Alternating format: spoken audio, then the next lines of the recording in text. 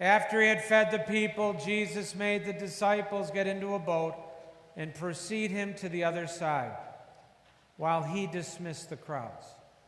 After doing so, he went up on the mountain by himself to pray. When it was evening, he was there alone. Meanwhile, the boat, already a few miles offshore, was being tossed about by the waves, for the wind was against it. During the fourth watch of the night, he came toward them walking on the sea. When the disciples saw him walking on the sea, they were terrified. "It is a ghost," they said, and they cried out in fear. At once Jesus spoke to them. "Take courage, it is I. Do not be afraid." Peter said to him in reply, "Lord, if it is you, command me to come to you on the water." He said, "Come." Peter got out of the boat and began to walk on the water toward Jesus. But when he saw how strong the wind was, he became frightened, and beginning to sink, he cried out, "Lord, save me!" Immediately Jesus stretched out his hand and caught Peter and said to him, "O you of little faith, why did you doubt?" After they got into the boat, the wind died down. Those who were in the boat did him homage, saying, "Truly, you are the Son of God." The Gospel of the Lord. Praise to you, Lord Jesus Christ. What does it mean to be Catholic today? Tonight, our topic is prayer. If I went around right now and asked every one of you to rate your prayer life, my guess is you would not give yourself a good rating. You would say, that's for the priests and the brothers and the nuns and the deacons and the lay people, the lay ministers. They're the ones who know how to pray. Well, I'm going to speak on behalf of the priests and the brothers and the sisters and the deacons and the lay ministers and say, we look to you folks and say, boy, we wish we prayed like you. So we're all in this together. And prayer is a relationship, okay? And we're going to look at how we enter into that relationship. But the gospel we just heard, could you imagine if these disciples, who many of them were professional fishermen. These were professionals. These weren't people that went out on the weekend with a line and a six-pack of beer. These were professionals that went out. Did you ever see that show, The Deadliest Catch? I mean, they are tough men. If they were scared, could you imagine how tough this storm was? If they were scared? And so here they are out there. And then, to make things worse, they think they're seeing a ghost. And they don't think it's Casper the Friendly Ghost. And so they're scared. They're screaming out. And Jesus says, don't worry, it is I. And then I love Peter. Good old Peter, you dummy. Peter, he says, Lord, if it's you, tell me to come out to you on the water. And the ghost is out there saying, this is too easy. I'm here to scare these guys, and this guy's telling me to tell them to come out in the water. Yeah, come on out, you dummy. But then, I love Peter. Peter did something that I don't know if I could do. You know what Peter did? He took a leg, put it over the boat, and stepped on water. Then he did something even more miraculous. He took the other leg and did the same thing. And he's walking on water. And as long as Jesus is his center, he is able, in the midst of a storm, to walk on water. But then fear came. And he's like, I'm walking on water in the middle of the night, in the middle of a storm. This is not good. He loses sight of Jesus, and he starts to sink like a rock. And he yells out, Lord, save me. And of course, who's always there? Jesus. Jesus is there. Now, I don't normally contradict Jesus. Normally, I don't. But here I got to say, Jesus, you got to give Peter, you got to give him a little slack. He of little faith, he's the one that took those 2 steps. I don't think I could do that. I don't know if you could. He took those 2 steps and walked on water trusting. So yes, he did get fearful, he did. But Jesus, give the guy a break. And he does, of course, you know. He's just teaching. But who's always there to help when we're falling? Jesus. Who's always there when things are maybe tough in life, which is for all of us at different times in life, we have difficulties, and we have to trust in Jesus. But as long as Jesus was Peter's center, he was able to walk on water in the midst of the storm. So, my friends, how do you walk on the waters of life? How are you walking on the waters of life towards Jesus? Now, please don't go trying this. Unless you do it now, because whatever water you walk on is going to be ice. Okay? But how do you trust? How do you trust in Jesus? How do you keep him your center? And how, when you do falter, do you yell out? See, that's prayer. That's prayer. That's being in relationship. But we can get anxious with prayer because we can get anxious with our relationships.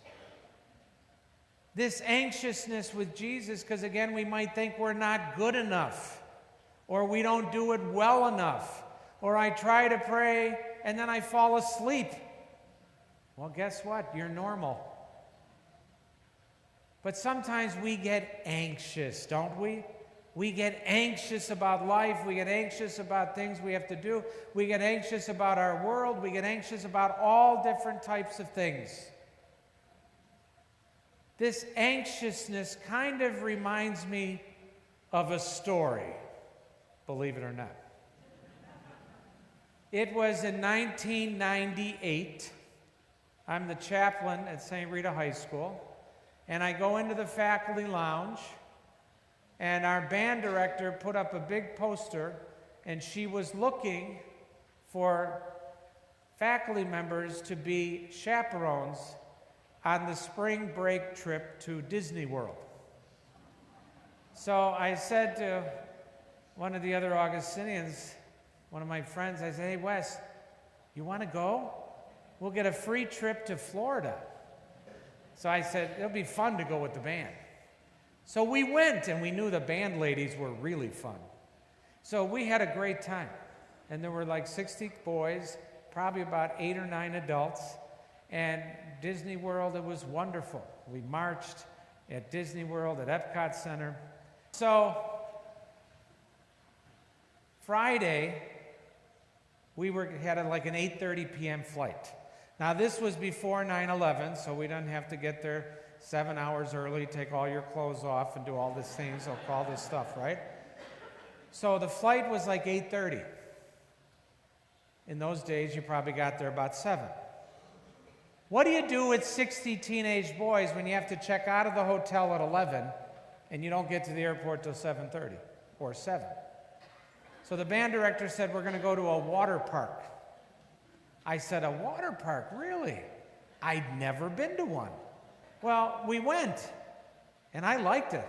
I found this unbelievable thing called the lazy river. Anyone know what that is?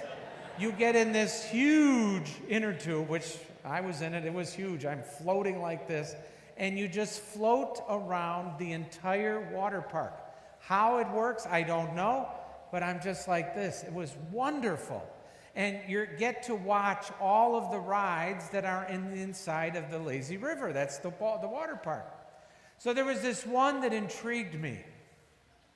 You had to climb up 8 stories. And then you got into a clear cylinder tube all by yourself. The door shut. Water came up. And at some point, the floor opened, and you were shot down 8 stories into a pool. It intrigued me. So you know what?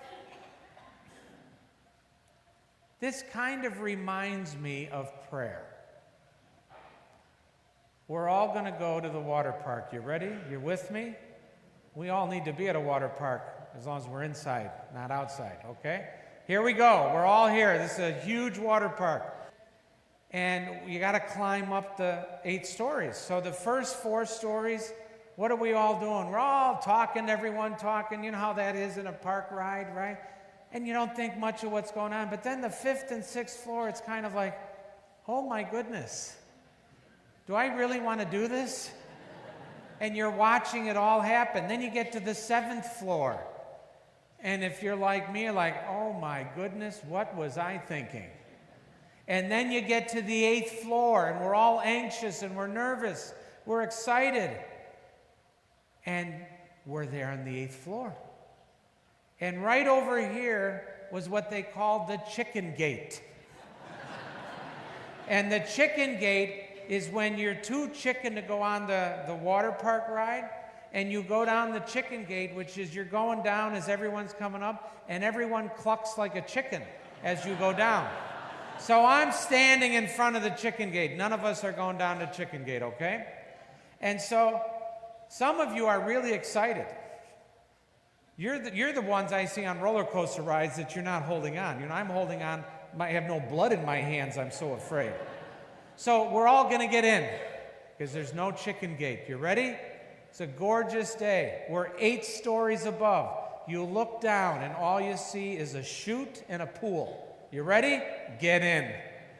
And we're all in and we're all going together and the door shuts behind us. And we're in this clear cylinder tube. You feel the water on your feet? You feel it? You feel your feet getting wet? Now the water's coming up. It's at your ankles. It's coming up. You feel it? It's at your shins. You feel it? And some of you are like this. Okay, you can't wait to get shot down. I'm screaming, of course. Okay, saying, why did I do this? I want to get out, but the only way I'm getting out is not the way I came in. And the water comes up, it's now at your kneecaps. You all with me? And we're anxious and we're excited, we're scared. And then the water comes up, it keeps coming, it hits our bathing suits, and then it happens. The floor opens, and we are shot down 8 stories. Some of you like this, others like, ah! And we're all going down, and we shot into the pool, and we're all like, ah! And we all get out and get right back in line and do it all over again. That's prayer. That's prayer.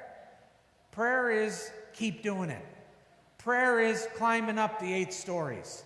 Sometimes we're the first 4, we're just real good. But then 5, 6, maybe the problems come, 7, 8, and then we get up there, and sometimes we want to run down the chicken gate.